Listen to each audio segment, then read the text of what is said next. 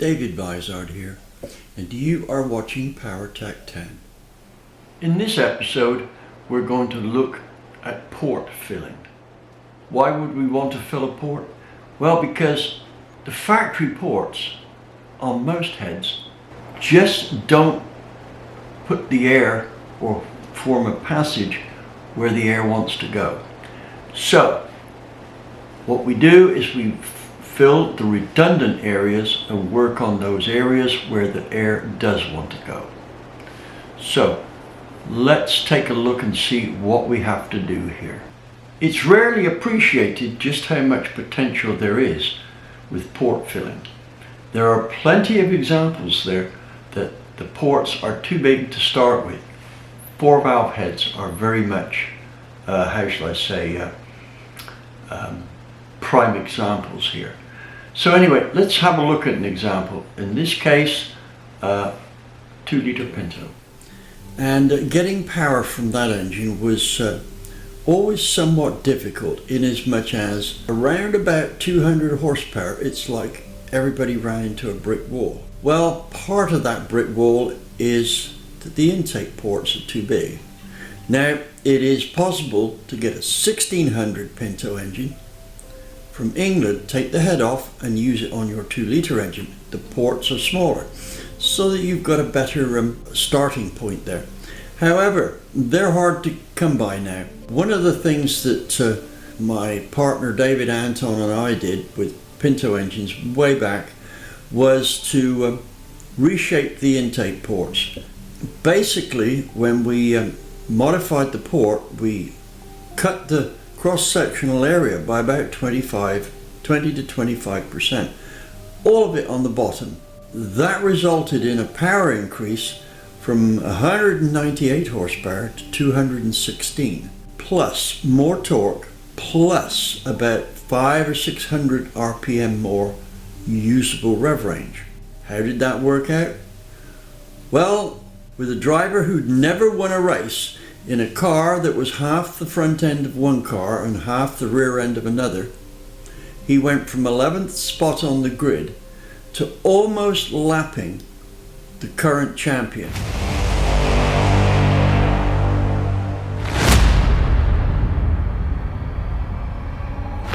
But what about on a V8? Well, there's power to be had from small block and big blocks.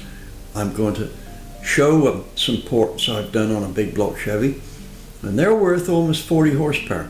They're also worth about 40 foot-pounds of torque and about another 700 or 800 RPM at the top end of usable RPM. The power doesn't go like that, it goes like this. So you shift much later. Result is it looks like a bigger increase in power than it really is. A friend of mine that I did a pair of heads like this for went almost as fast without the nitrous as he did with a 150 horsepower nitrous kit. He was only about a couple of tenths slower and a few miles an hour slower. So the advantage is equal to about 100 horsepower nitrous kit. And as for small block Chevy, well, we did some port filling on that, both on the intake and the intake port and the intake manifold. The results were, I'd say, close to spectacular. Overall, we must have picked up 60 horsepower on a 383 race engine.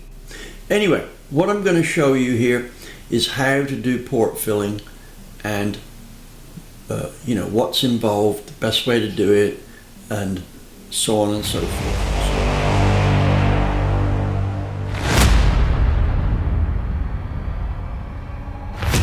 This is what you get in Goodson's port reshaping kit.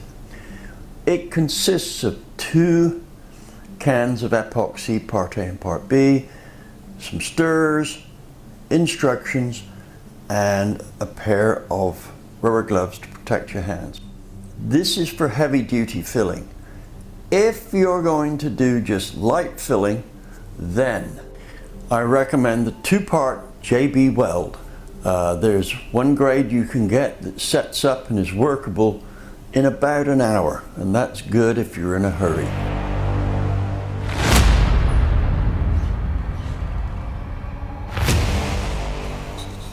Unless it's a blazing hot day, it's a good idea to warm the Goodson filler up a little on the radiator. Blood temperature is about it. You may have to put the radiator on low and leave it on there for a few hours. Before you put this filler on the radiator, just crack the lids so that they can breathe. Now, I'm mixing this stuff up in a bowl to show you why you shouldn't. This stuff is so viscous, even when warmed up, that the edges of the bowl get absolutely covered and you've got nothing to hold on to. Your best plan is to use a piece of plastic sheeting or cardboard, which is easily renewable. Well, here we are with cardboard. You'll see that the mixing is much easier.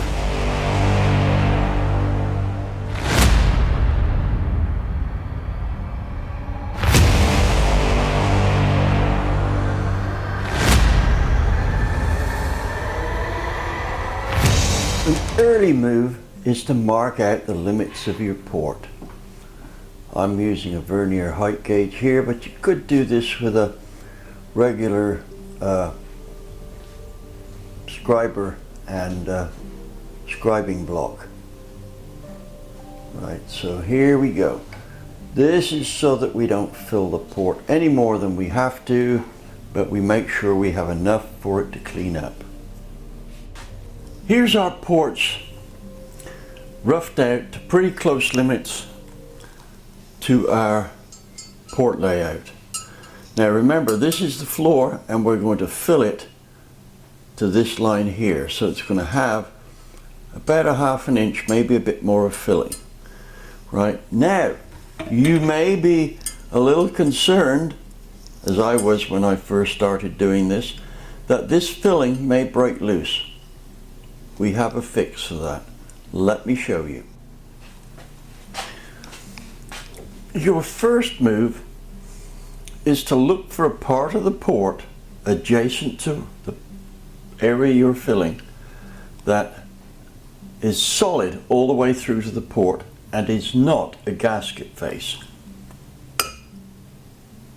On a big block there's plenty of room for that, and what we're going to do is center pop this and drill 3 or 4 holes. Right, so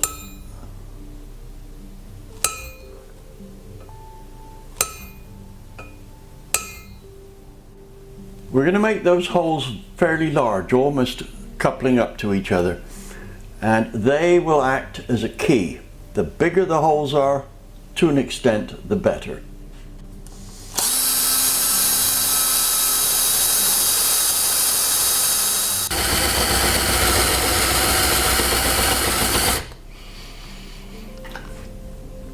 Last operation on the underside is to give them a good big countersink like this, so that there's plenty of material keying the filler in.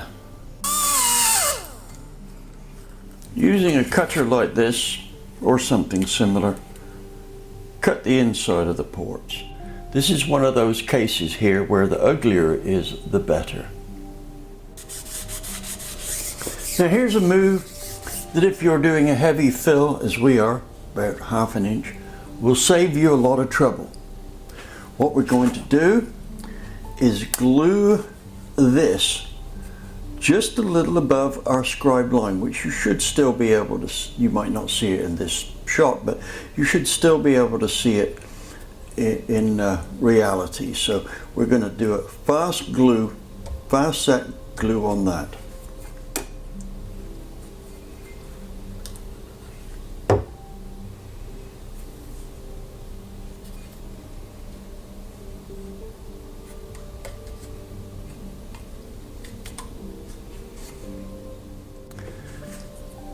Put something down underneath the part you're going to glue, and apply this fast glue to both faces like so.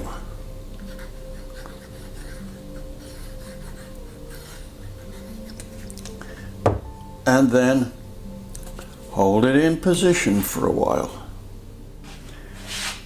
Here we are with the head ready to do our port filling. If this isn't holding as strong as you'd like with the super glue, then JB Weld will actually hold stronger, but this is on there pretty good. Well, here's our port ready for filling. It's a good idea to steady the piece of wood that's up against the port there. Now I'm going to show you something here that you can do with this filler that's not really a practical idea with any other type of filler. We're going to form this by hand. The way to do this is to use some warm water, not cold, because that will make it harder to form, right? And let's get that, cut that down to size there. Now sometimes you may have to dip this into the filler to get it to form, but you can get most of it with your fingers. Right, now we want a radius up against that corner, so let's just provisionally form that.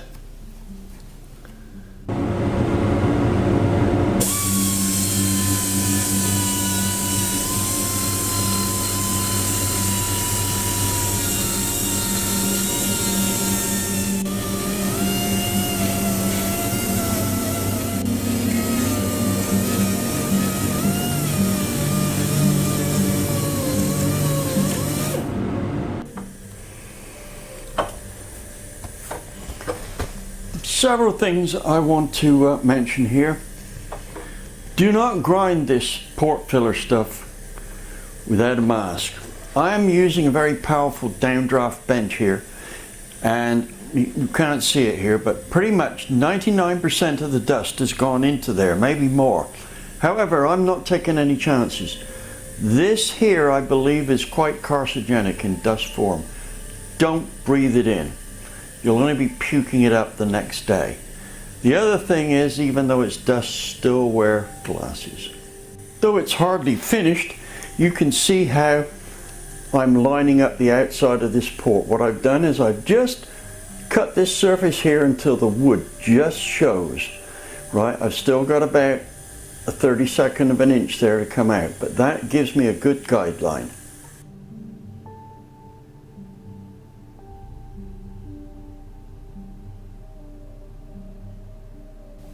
When you cut into the pushrod hole, don't try and do a minimal cut. You're going to fill that area anyway, so you need it to key in on the edges. That means chamfering off the port side. This view here of how big the hole is should give you an idea of what to cut. A point to absolutely note when you're doing these pushrod holes is to make sure you have the proper game plan. Now you'll notice that I'm wetting this stick to smooth this off. My game plan here for a quarter is to have a 1/4 inch of pushrod offset. Right, I'm enlarging the ports at the top so that they just break into the existing pushrod holes. So I'm widening those about 200 thousandths. Now you can't do this with the JB Weld, right? You can smooth it all out and try and do as neat a job as possible on this. Now about finish that one.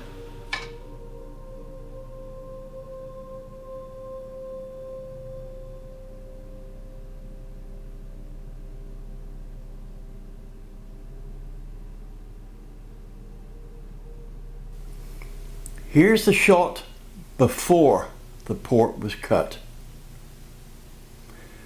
Look and see how much of the port is shadowed on the left hand side of the guide. Here's the same port from the same angle Now see how much the shadow has been removed.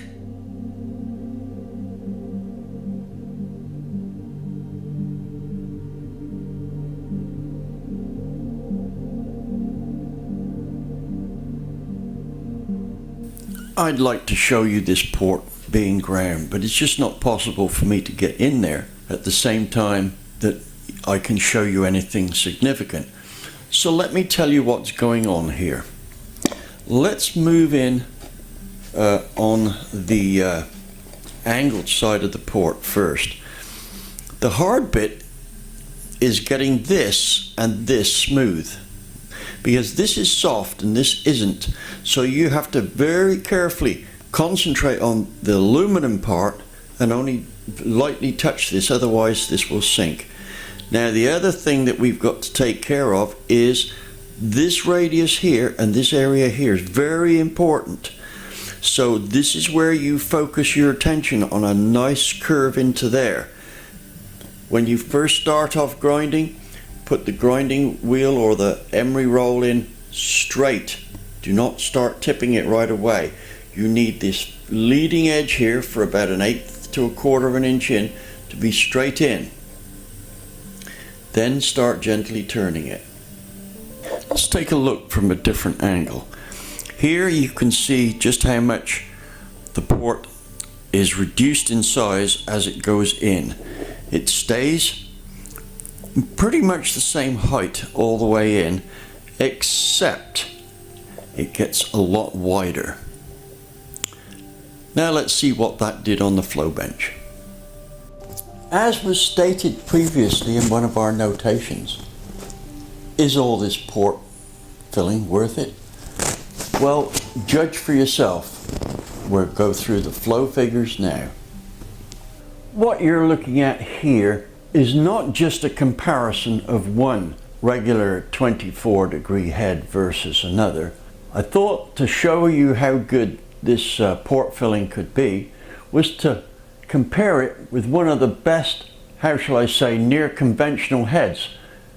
This is an SR20, a Brodex SR20 CNC machined head. This was one designed by Slick Rick about 10 years ago, and it works very well.